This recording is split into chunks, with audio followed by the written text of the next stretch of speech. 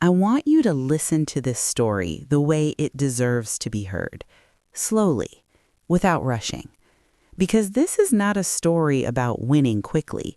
It is a story about surviving quietly. I am telling you this as someone who has lived long enough to recognize patterns, and once you see them, you cannot unsee them. I met him many years ago. His name was Andrew. He was not impressive at first glance. Most people missed him completely. Andrew had the kind of presence that disappears in loud rooms. He did not interrupt. He did not compete. He did not perform confidence. He listened. And in a world that rewards noise, listening is often punished. We worked in the same corporate building, though not in the same department. I noticed him because he always arrived early, before the building woke up. There is something revealing about people who prefer silence before the day begins. Andrew dressed simply. Nothing about him demanded attention, and because of that, people assumed he had nothing to offer. They were wrong. Andrew came from nothing, not the dramatic kind of nothing people talk about in speeches, the quiet kind. No financial safety net, no family connections, no inheritance waiting in the background. His parents worked hard their entire lives and still worried about bills until their last days. Andrew learned early that effort does not always equal reward. That lesson stayed with him. At work, Andrew was dependable. He solved problems others ignored. He stayed late without being asked. And yet, during meetings, his ideas floated into the air and disappeared, unless someone else repeated them, usually someone louder, usually someone more confident, usually someone less capable. I watched this happen more times than I can count. Andrew never reacted the way people expected. He didn't argue. He didn't defend himself. He smiled politely and returned to his work. People mistook that smile for weakness. I learned later that it was disciplined. Andrew believed loyalty mattered. He believed patience was a virtue. That belief would cost him dearly. There was a man named Thomas in his department. Thomas was charismatic, well-connected. Everyone liked him. Andrew trusted him. He shared ideas, work strategies, long-term plans. Thomas listened carefully, too carefully. One afternoon, during a quarterly review, Thomas presented a proposal that felt familiar. It was Andrew's work, his research, his conclusions. Andrew sat quietly at the edge of the room. The applause was loud. I watched Andrew's face. No anger, no shock, just a subtle tightening around the eyes.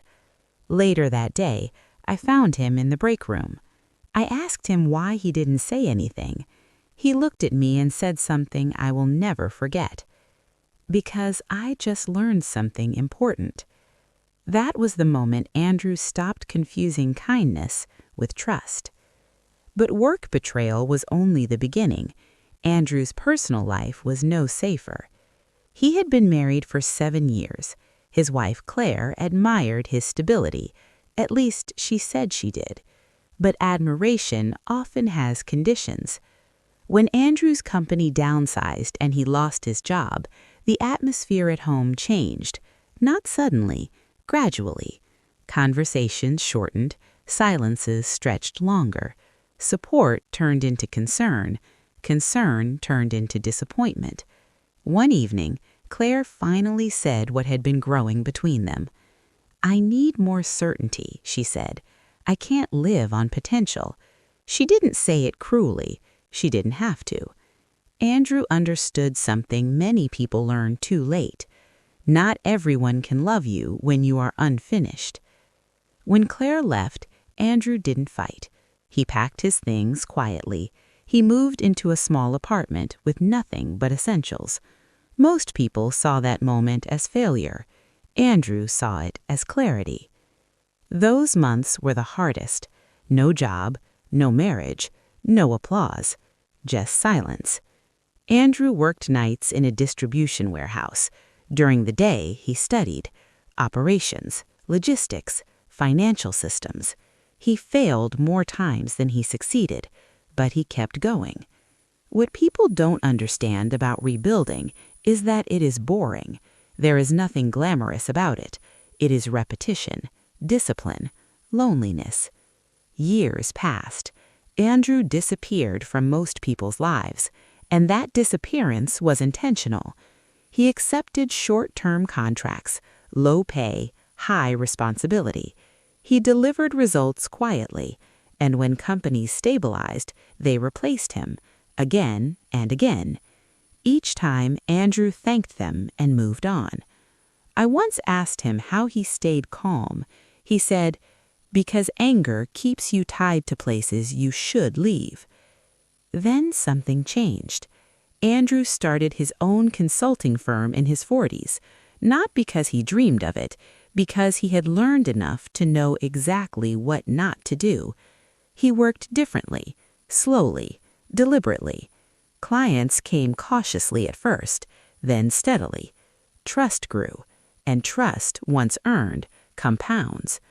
One day, he received an email that made him pause. A company requested his services.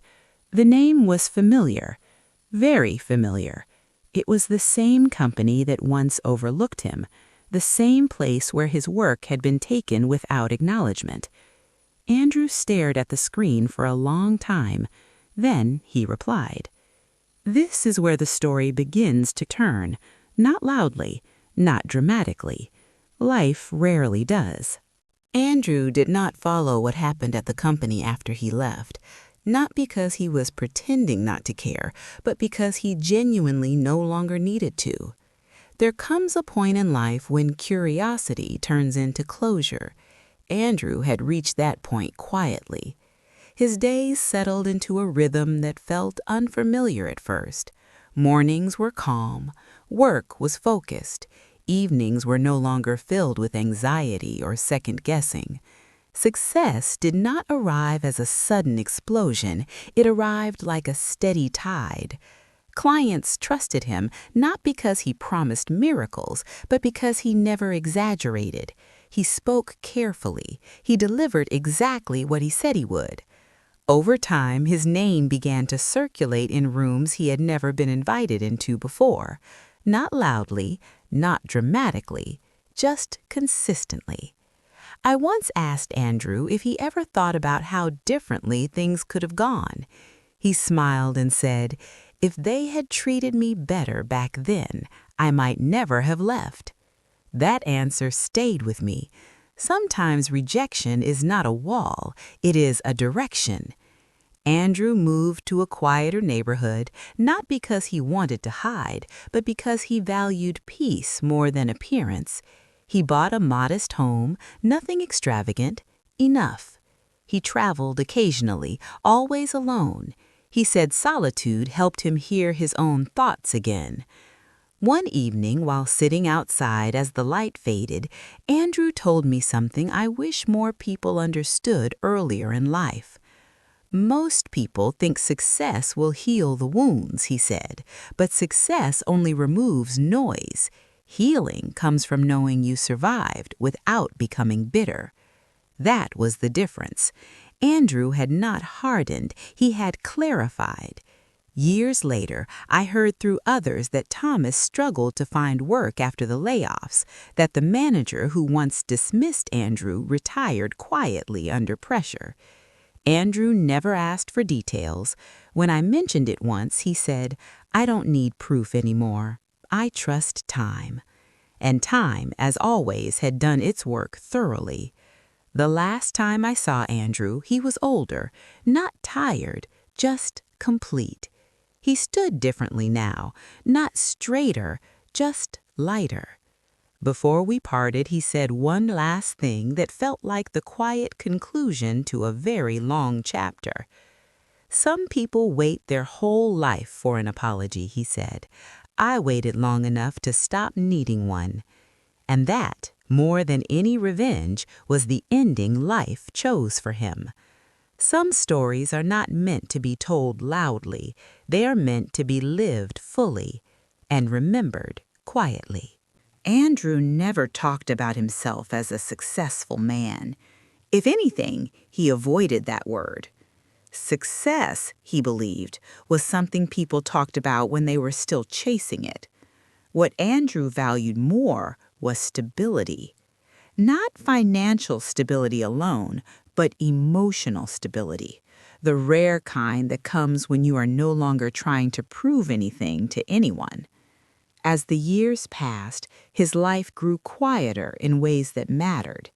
He chose fewer conversations, but deeper ones. Fewer commitments, but honest ones. People often assume that peace is boring. They confuse drama with meaning. Andrew knew better. He spent his mornings reading, not news, but books about systems, history, and human behavior. He said those were the only places where patterns repeated honestly. Occasionally, younger professionals reached out to him for advice. They expected formulas, shortcuts. Andrew never gave them that. He listened first. Then he would say something simple, almost disappointing. Pay attention to how people treat you when you have nothing to offer. That sentence alone saved more people than he ever realized.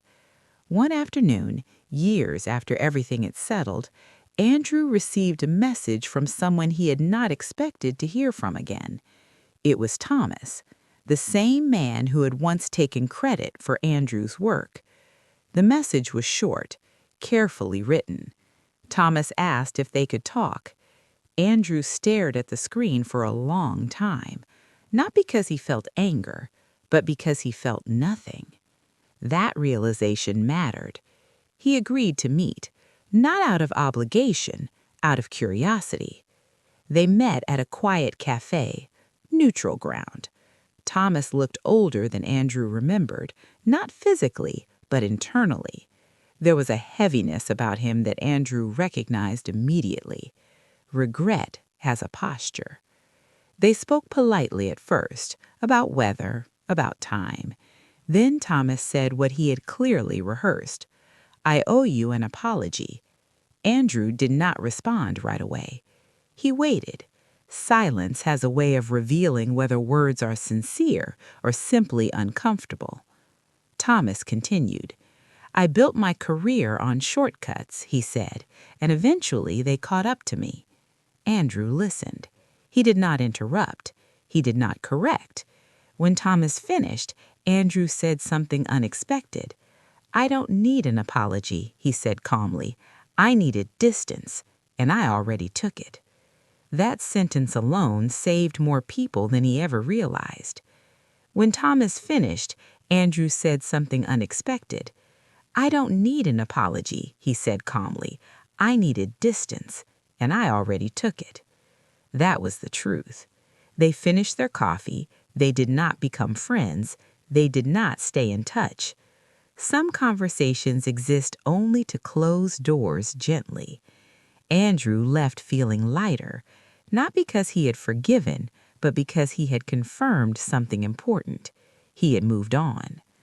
Not long after that, Andrew faced a different test, a health scare. Nothing dramatic, nothing sudden, just enough to remind him that time is not infinite. He adjusted his pace again, worked less, lived more. He began volunteering quietly, mentoring people who had been overlooked, underestimated, or discarded by systems that rewarded noise over substance. He never told them his full story. He didn't need to. His presence alone carried it. One evening, as we sat watching the light fade, I asked him if he ever wished things had happened differently. He thought for a moment, then said, "No. If life had been kinder earlier, I might never have learned how strong silence can be." That sentence stayed with me, because most people confuse kindness with comfort. Life's kindness often comes disguised as resistance. Andrew aged gracefully, not because his life had been easy, but because he had stopped fighting outcomes he could not control. He focused on choices he could. When people asked him what success meant now, he answered simply, sleeping well, speaking honestly, and not carrying yesterday into tomorrow. In the end, Andrew's story was never about betrayal. It was about what happens after betrayal when you choose not to let it define you. He never exposed anyone, never demanded recognition, and yet his life spoke clearly. The people who once overlooked him faded into background noise. Andrew remained, not louder, just steadier. The last conversation I had with him was brief. He said, "Some people wait their entire lives for justice to arrive loudly. I learned to listen for it quietly." That was the final lesson he gave me, and it is the reason I tell this story now, because not all victories need witnesses. Some only need time.